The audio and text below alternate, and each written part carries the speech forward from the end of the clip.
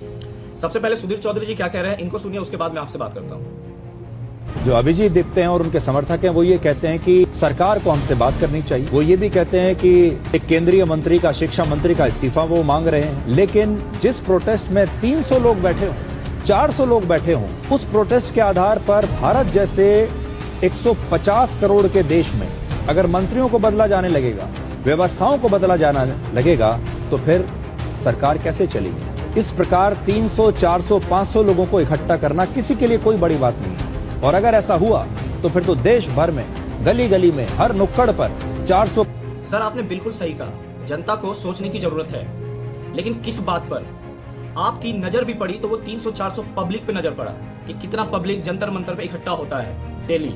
लेकिन आपकी नजर उस पे नहीं गई कि सोनम सर आज 19 दिन से हंगर स्ट्राइक पर है, उस पे नजर नहीं गई। अब चलिए मैं आपको बताता हूं कि धर्मेंद्र प्रधान का इस्तीफा क्यों जरूरी है।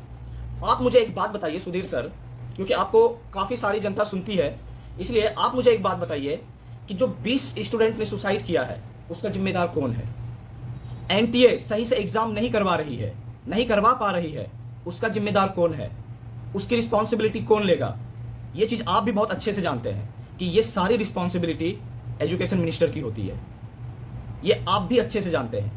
लेकिन आप क्या बता रहे हैं कि 300-400 की भीड़, आप उस मुद्दे की बात नहीं कर रहे हैं जिस मुद्दे के लिए जंतर मंतर पे प्रोटेस्ट और ये स्ट्राइक हंगर किया गया है, उस मुद्दे पे बात नहीं कर रहे हैं। तो सर आपसे रिक्वेस्ट है, सरकार से सवाल पूछिए कि सरकार ने धर्मेंद्र प्रधान का अब तक इस्तीफा क्यों नहीं मांगा।